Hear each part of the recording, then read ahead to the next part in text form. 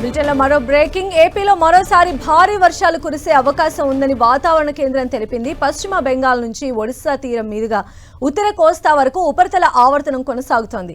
దీని ప్రభావంతో కోస్తా జిల్లాలో భారీ వర్షాలు కురిసే అవకాశం ఉందని అధికారులు చెప్పారు.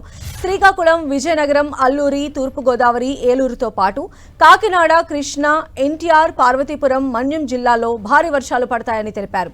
ఇక మిగిలిన ప్రాంతాల్లో తేలికపాటి నుంచి మోస్తరు వర్షాలు పడే ఛాన్స్ ఉందన్నారు. గంటకు 50 నుంచి 60 కిలోమీటర్ల వేగంతో ఈదురుగాలు వీస్తాయని చెప్పారు. ఈ నెల 10 తర్వాత అండమాన్ సమీపంలో అల్పపీడనం ఏర్పడే అవకాశం ఉంది. ఇక ఏపీలో నిన్నటి నుంచి కురిసిన భారీ వర్షాలతో 8 మంది మృతి చెందినట్లు అధికారులు గుర్తించారు. పిడుగుపడి తిరుపతి జిల్లాలో 3 చనిపోయారు. ప్రకాశం, బాపట్ల, కృష్ణా జిల్లాల్లో ఒక్కొక్కరు చొప్పున మృతి చెందారు. ఏలూరు జిల్లాలో పిడుగుపాటుకు ఒకరు, చెట్టు మీద పడి మరొకరు బలయ్యారు. మరోసారి ఏపీకి వర్ష సూచన ఉండే అవకాశం ఉందని వాతావరణ శాఖ అధికారులు అలర్ట్ చేశారు. ఇప్పటికే కురిసినటువంటి భారీ వర్షానికి 8 మంది మృతి చెందారు. తిరుపతిలో 3, అలానే మిగిలిన ప్రాంతాల్లో 3 చొప్పున పిడుగుపాటుకు గురై మరణించినట్టుగా కూడా ఇప్పటివరకు అధికారులు ఐడెంటిఫై చేశారు. అయితే భారీ నుంచి అతి భారీ వర్షాలు కురిసే అవకాశం ఉంది. అండమాన్లో ఏర్పడేటువంటి అల్పపీడన ప్రభావంతో ఏపీలోని పలు చోట్ల ఈ భారీ వర్షాలు కురిసే అవకాశం ఉన్నట్టుగా వాతావరణ శాఖ అధికారులు చెప్తున్నారు.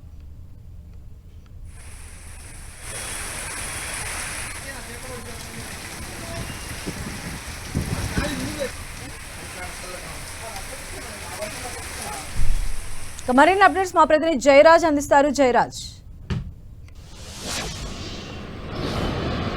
సంధ్య, వాతావరణంలో వస్తున్నటువంటి మార్పుల వల్ల రైతులు, ప్రజలు చాలా ఇబ్బంది పడే పరిస్థితి ఉంది. ఈ రోజు రేపు కూడా కొన్ని జిల్లాల్లో భారీ నుంచి అతి భారీ వర్షాలు పడతాయని వాతావరణ శాఖ ఇప్పటికే హెచ్చరికలు జారీ చేసింది.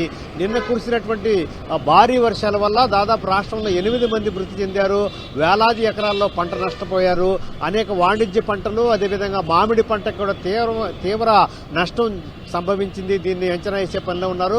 మరికొద్దిసేపట్లోనే ముఖ్యమంత్రి నారా చంద్రబాబు నాయుడు దీనికి సంబంధించినటువంటి అధికారులతోనూ మంత్రులతోనూ సమావేశం నిర్వహించబోతున్నారు. రైతులకి ఏ రకంగా అన్యాయం జరగకుండా, నష్టపోకుండా తగిన చర్యలు తీసుకోవాలని ముఖ్యమంత్రి ఆదేశాలు జారీ చేసే అవకాశం ఉంది.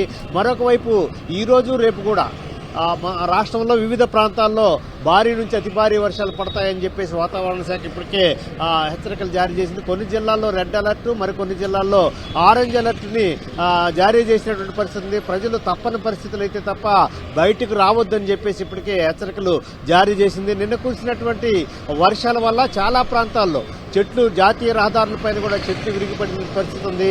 అనేక ప్రాంతాల్లో పంట పొలాలు, అదేవిధంగా వాణిజ్య పంటలు, మామిడి తోటలు కూడా నేల కొరిగినటువంటి పరిస్థితి ఉంది. విద్యుత్ సరఫరానికి గంటల తరబడి అంతరాయం కలిగినటువంటి పరిస్థితి ఉంది.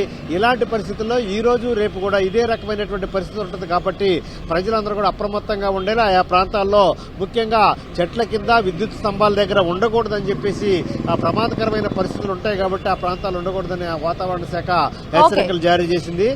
మొత్తం ఈ రోజు రేపు కూడా వేరు ప్రాంతాల్లో ఏ జిల్లాల్లో భారీ నుంచి అతి భారీ వర్షాలు కురుస్తాయని చెప్పేసి ఇప్పటికే వాతావరణ శాఖ హెచ్చరికలు జారీ చేసింది. రైట్ జయరాజ్.